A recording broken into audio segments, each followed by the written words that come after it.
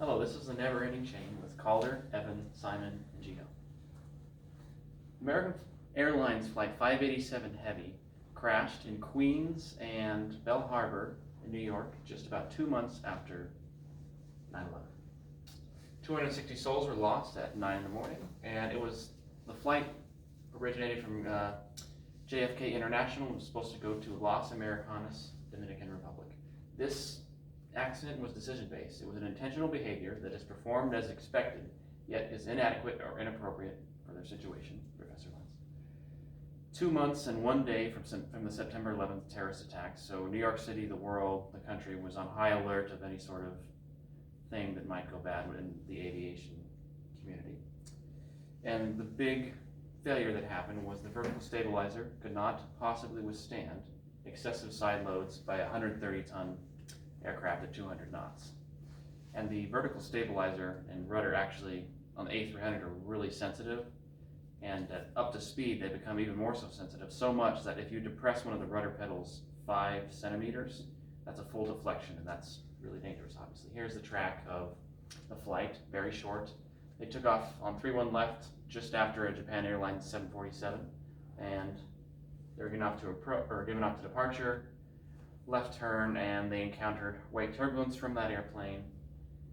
And First Officer Stan Mullen started doing some really crazy inputs with the rudder and ailerons, and the vertical stabilizer detached about here, and they crashed in a neighborhood in Queens, killing 5 people on the ground, catching many houses on fire, and the vertical stabilizer was found in Bell Harbor somewhere about here.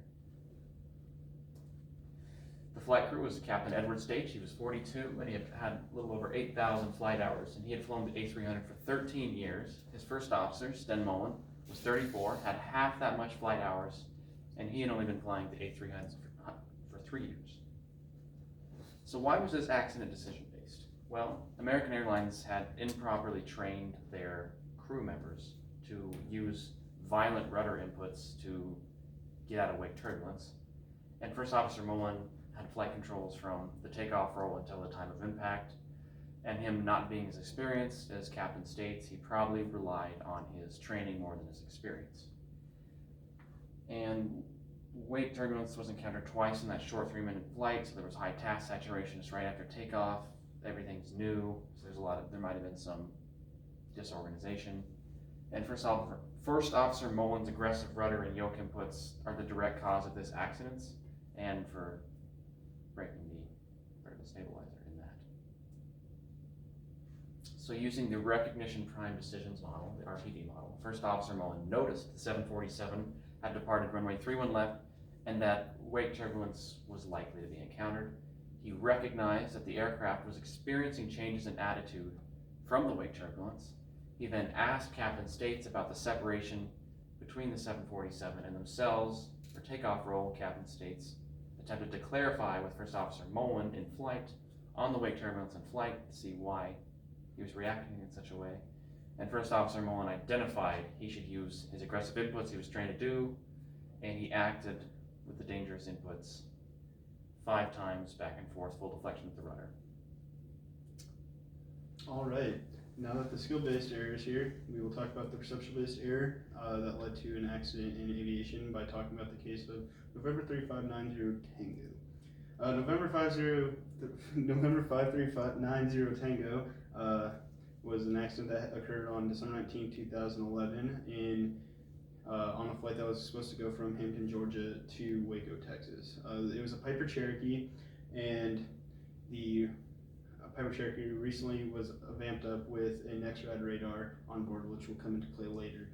On board was the pilot, his wife, 2 kids, and his brother, who were on their way to visit family in Waco for the Christmas time. The pilot was 33 years old, and he's had an instrument rating for over a year and had logged 20 IMC hours on his time, which is not a lot. Other information is there was heavy squall line thunderstorms in the Texas area on the day, and they were moving at 45 knots. So the accident details is it was mostly caused by a squall line thunderstorms that the pilot got too close to when flying. HCCU is giving a lot of warnings to the pilot, saying that he should go south and avoid the thunderstorms and find a gap down south. But for some reason he decided that he thought that he could go straight at them for a long time and try to run on the edge of them the whole time. Eventually, the pilot got too close to the thunderstorms and decided to start heading south, but by this time, it was too late and he encountered an updraft and lost his wing and fell in a field in Bryan, Texas. So the error that happened was a perceptual error. The error was caused by the heavier reliance on NEXRAD radar to identify where the storms are by the pilot.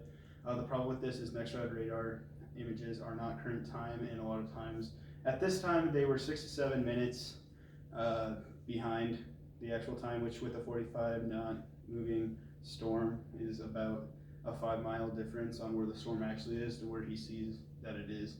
So therefore he perceived the data incorrectly, bringing him too close to the storm and eventually caused the accident. So he was able to identify where the storms were, which was not the actual place that they were, and he got too close, which caused the accident. Okay, so I did Asiana Airlines 214. I'll hit the next. Okay, so on July 6, 2013, about 11:20 Pacific Daylight Time, Boeing 777, a Korean registered plane, was operating from Seoul in South Korea to San Francisco. And there were 291 passengers, 4 on board, 40 passengers, 8 of the 12 flight attendants, and 1 out of 4 flight crew members were they will receive serious injuries. And this is a skill-based because failure during actions or behavior that are established. And the flight crew members did not realize that the aircraft was were initially above the glide slope when they were trying to catch up with the glide slope. So they disengaged the autopilot, but then they didn't realize the auto throttle was on hold mode. So that throttle was kept at idle for the rest of the approach. And then they intended to do a missed, but it was too late, and the tail portion of the aircraft broke apart. And this flight has a training flight for the pilot who was sitting on the left seat. The monitoring pilot was experienced 777 captain who was on his first supervising flight for this training flight. And then after a long flight crossing the Pacific Ocean, then they were tired, and then lack of experience for the left seat pilot, and so there was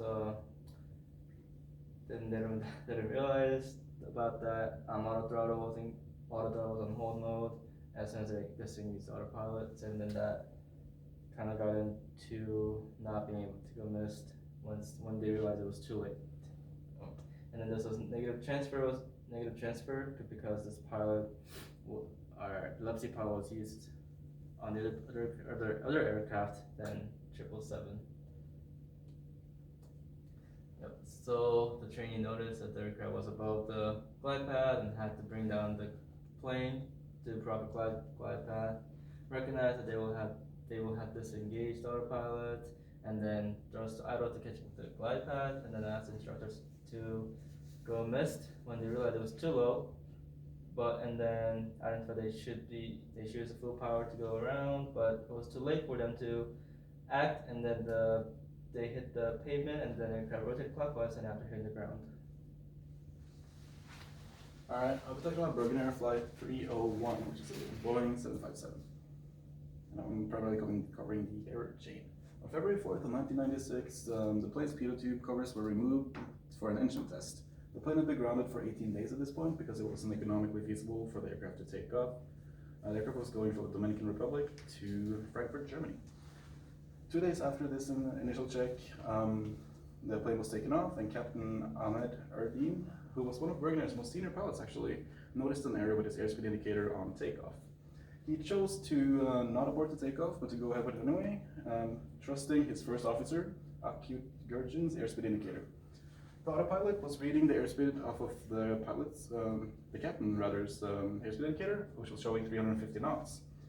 The thing is, the plane was actually going much slower, so the aircraft, thinking it was overspeeding, was pulling back on the thrust and banking upwards.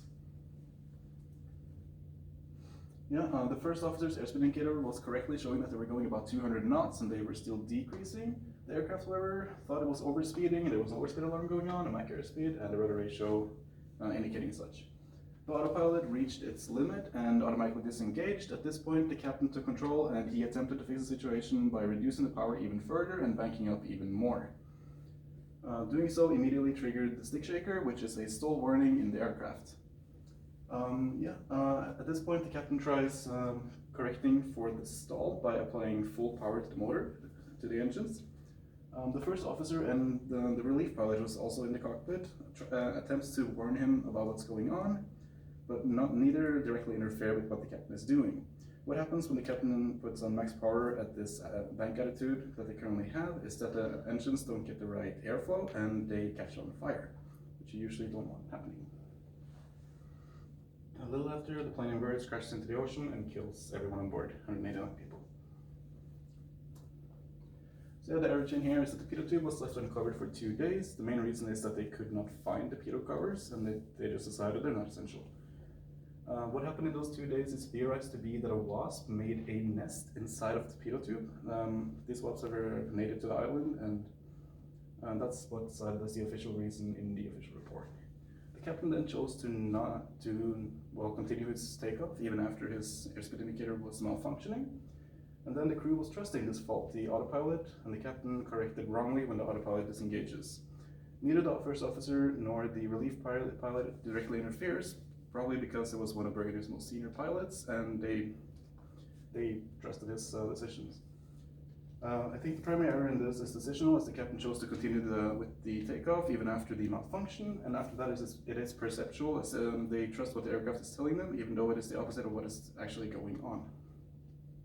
Alright, so as we can see, accidents come in all shapes and sizes, whether it's perceptual, skill-based, or decisional-based, or an error chain even. Accidents do happen in the aviation industry, and it's our jobs to figure out what's causing them and make sure that we are on top of our game at all